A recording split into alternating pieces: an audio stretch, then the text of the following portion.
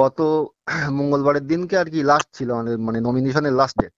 হুম, তো আমার বাবাও, মানে আমার আব্বাও, মানে এটা আমার বাবা, মানে আব্বা বলি যেহেতু বাবা হয়। তো আমার বাবাও ছিল প্রার্থী, হুম, মানে আগের বারের চেয়ারম্যান ছিল আমার বাবা। হুম। হুম। তো টোটালে, মানে টোটাল 4টে পঞ্চায়েত, 6টা পঞ্চায়েত। তো 6টা পঞ্চায়েত থেকে টোটাল আপনার 50 জন প্রার্থী, সেখানে সেখানে ওরা একটা প্রার্থী দিতে পারেনি, মানে কমপ্লিট, মানে মানে 50-শূন্য। এবারে 5 তারিখে যেহেতু নির্বাচনের ডেট ছিল, এর আগে তো আপনার মঙ্গলবার কমপ্লিট হয়ে গেছে, টোটালি কমপ্লিট, যে আর ওরা নিয়ে যেতে নির্বাচনে ওরা মানে অংশ নিতেই পারেনি। আচ্ছা, এই সমবায় সমিতিটা কিসের উপরে ছিল? এটা হচ্ছে, আমি বলছি, এটা দেগঙ্গা কোঅপারেটিভ সার্ভিস, মানে এটা আপনার ওই সমবায় ব্যাংক আর কি। আচ্ছা, সমবায় ব্যাংকের। আচ্ছা। হ্যাঁ, সমবায় ব্যাংক। আশা করব আপনারা সকলে ভালো আছেন। আপনারা দেখছেন আজকের রাজনীতি। আপনাদের কাছে একটাই অনুরোধ থাকবে, চ্যানেলটি সাবস্ক্রাইব করবেন, আমাদের পাশে থাকবেন। আমি যখন গতকাল ঘটনাটা শুনেছিলাম, আমি নিজের কানকে পর্যন্ত বিশ্বাস করতে পারিনি। আমি কি ঠিক শুনছি? যেই দেগঙ্গাতে তৃণমূলের রমরমা বাজার, বসিরহাট লোকসভা কেন্দ্রে জিতে গিয়েছে এবারে, আপনারা জানেন তৃণমূল বিজেপি টেক পায়নি। সেই দেগঙ্গা বিধানসভা কেন্দ্রে 6টা পঞ্চায়েত, এই 6টা পঞ্চায়েতের মধ্যে সমবায় সমিতি নির্বাচন হবে। আর এই নির্বাচনের গত মঙ্গলবারে প্রার্থী মনোনয়নপত্র জমা দেওয়ার কথা ছিল। শুনলে অবাক হবেন, তৃণমূল একটাও আসনে প্রার্থী দিতে পারেনি। মানে দেগঙ্গাতে যেই সমবায় সমিতির নির্বাচন হওয়ার কথা রয়েছে, গত মঙ্গলবারে মনোনয়নপত্র জমা দেওয়ার লাস্ট ডেট ছিল, তৃণমূল একটাও আসনে প্রার্থী দিতে পারেনি। 5 বছর অন্তর অন্তর এখানে সমবায় সমিতির নির্বাচন হয়। কোঅপারেটিভ ব্যাংকের যে সমবায় সমিতি রয়েছে ওখানে নির্বাচন হয়। গতবারে যতটা শুনলাম ওনার কাছে, আমি বলবো ওনার কল রেকর্ডও আপনাদেরকে শোনাবো। এই মুহূর্তে উনি এখন একটা মিটিংয়ে রয়েছে, আমি ফোন করেছি এখন বিকেল। ভাবলাম এই প্রতিবেদন যখন খবরটা পেলাম, প্রতিবেদন আকারে আপনাদের সামনে পৌঁছে দিই। আপনাদের কাছে একটাই অনুরোধ থাকবে, যতটা পারবেন লাইক করবেন। মানুষের কাছে পৌঁছানোর প্রয়োজন রয়েছে যে তৃণমূলের ক্ষমতা ধীরে ধীরে কমছে। দেগঙ্গা ধরতে গেলে বসিরহাট এলাকায়, বসিরহাটে আপনারা জানেন 7টা বিধান। হ্যাঁ আমি জানি আপনারা বলবেন হারোয়া কেন্দ্রে তো তৃণমূল, সেখানে বাম সমর্থিত আইএসএফ হেরে গিয়েছে, বিজেপি হেরে গিয়েছে, তৃণমূলকে হারাবে কি করে?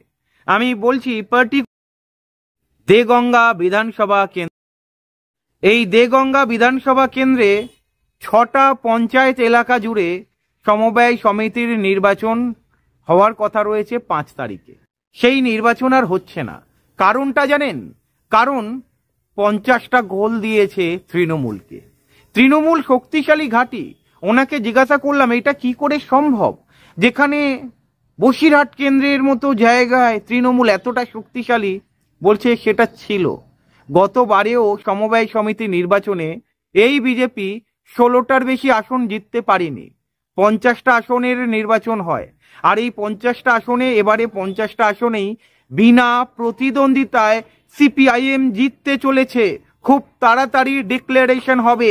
এই খবর কোথাও প্রকাশিত হয়নি এখনো, আর বামেদের খবর প্রকাশিত হবে কিনা সেটাও সন্দেহ রয়েছে, কারণ ওই স্ট্রিম মিডিয়াগুলো এর জন্য টাকা পাবে না। তাই বামেদের খবর কতটা প্রচারে আসবে সেটা আমি সন্দেহ প্রকাশ করছি। আপনারা কি বলেন? লাইক করবেন কিন্তু। দেগঙ্গা বিধানসভা কেন্দ্রে 6টা পঞ্চায়েত এলাকায় সমবায় সমিতির ব্যাংকের নির্বাচন হতে চলেছে, মানে কোঅপারেটিভ ব্যাংকের নির্বাচন 5 তারিখে, 5ই জানুয়ারি।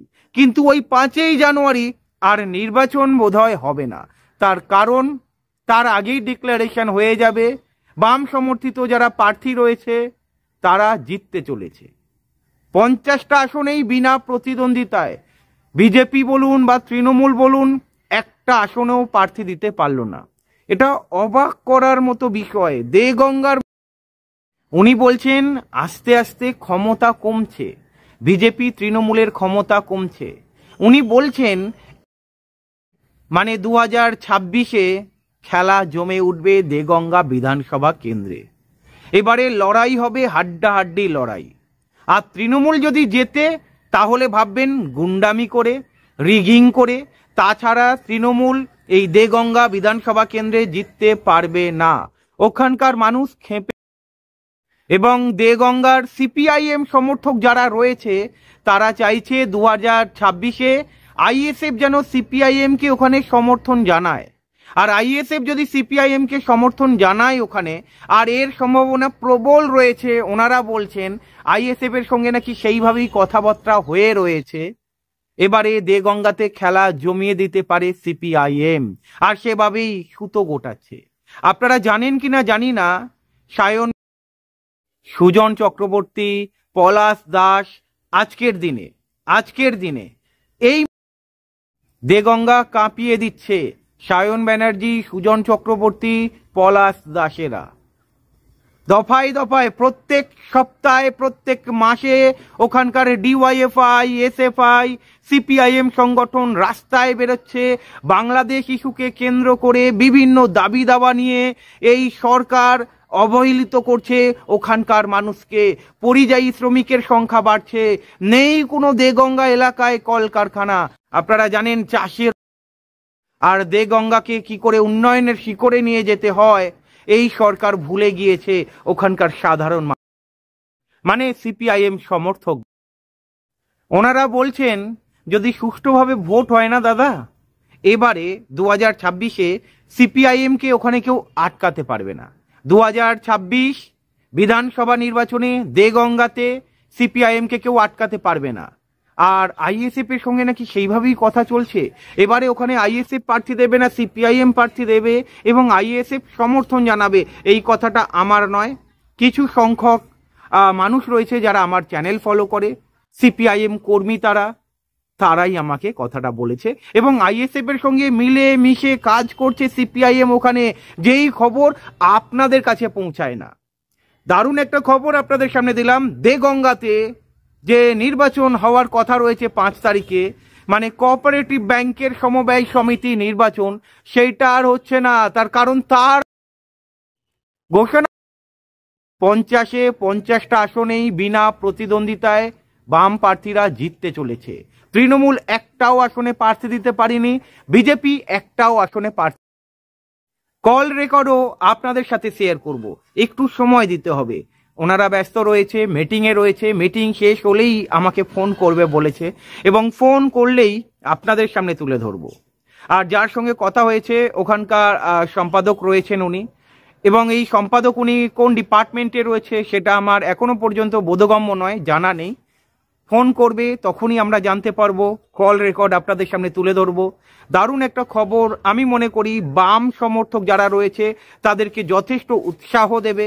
তাই বলবো, যারা বাম সমর্থক চ্যানেলটা দেখছেন, লাইক করবেন, সাবস্ক্রাইব করবেন, মানুষের কাছে পৌঁছে দেবেন। আর লাইক যত করবেন মানুষের কাছে তত পৌঁছাবে। যদি ভালো লাগে ইনফরমেশন, লাইক করবেন, সাবস্ক্রাইব করবেন, সাথে থাকবেন।